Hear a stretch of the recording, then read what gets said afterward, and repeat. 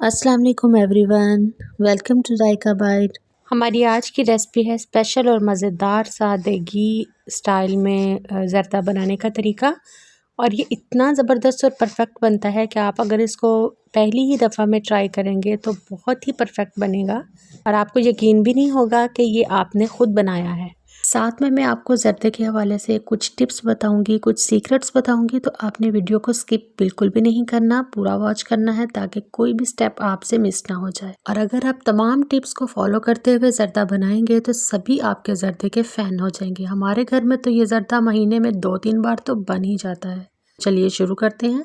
मैंने यहाँ पर 1 मग चावल लिए हैं। ये वाला 1 मग है जो मैंने मेजर किया है। इनको मैं अच्छी तरह से साफ़ सुथरा करके तकरीबन आधा पौना घंटा पहले भिगो कर रख दूँगी। आपको जितना ज़रदा बनाना है आप उस हिसाब से चावल ले लीजिए। यहाँ मैंने चावल भिगो दिए थे। अब मैंने ये लिया है थोड़ा सा मेवा। इनकी हम डंडियाँ उतार कर अच्छे से साफ़ कर लेंगे इसको। और यहाँ पे मैंने लिए हैं कुछ बादाम। आप इसके अलावा अपनी मर्ज़ी से कोई भी नट्स ले सकते हैं। और यहाँ मैंने लिया है नारियल, इसको आप अच्छे से धो लेंगे।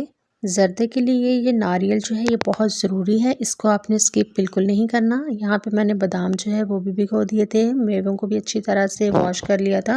और यहाँ देखें नारियल को भी मैंने बहुत बारीक बारीक सा ग्रेट कर लिया था। और कद्दूकस में जो डॉट्स वाली साइड होती है, अगर आप उससे नारियल को ग्रेट करेंगे तो और भी ज़्यादा अच्छा रहेगा। यहाँ पे थोड़ी सी नारियल को मैंने स्लाइस में काट लिया था। बादाम के मैंने छिलके रिमूव कर दिए थे जो मैंने भिगो कर रखे हुए थे, और इनको मैंने सेंटर से हाफ कर लिया है।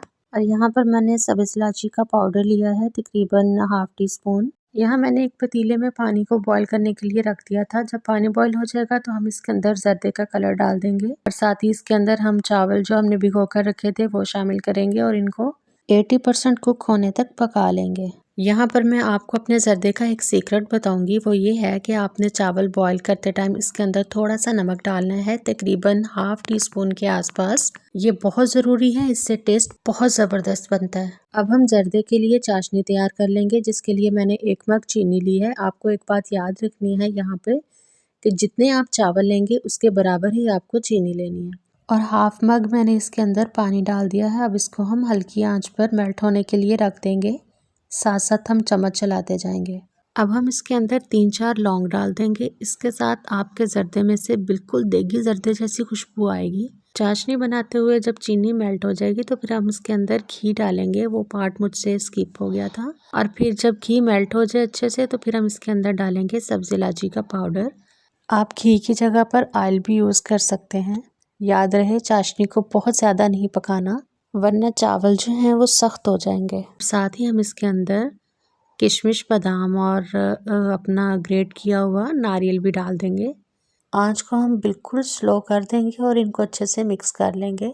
और साथ ही हम इसके अंदर डाल देंगे अपने बॉईल किए हुए चावल जो तकरीबन 80% कुक हो चुके थे, और इनका पानी जो है वो मैंने ड्रेन कर लिया था।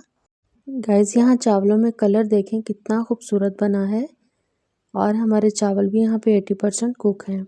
अब हम इनको डालेंगे चाशनी में जो हमने तैयार करके रखी थी।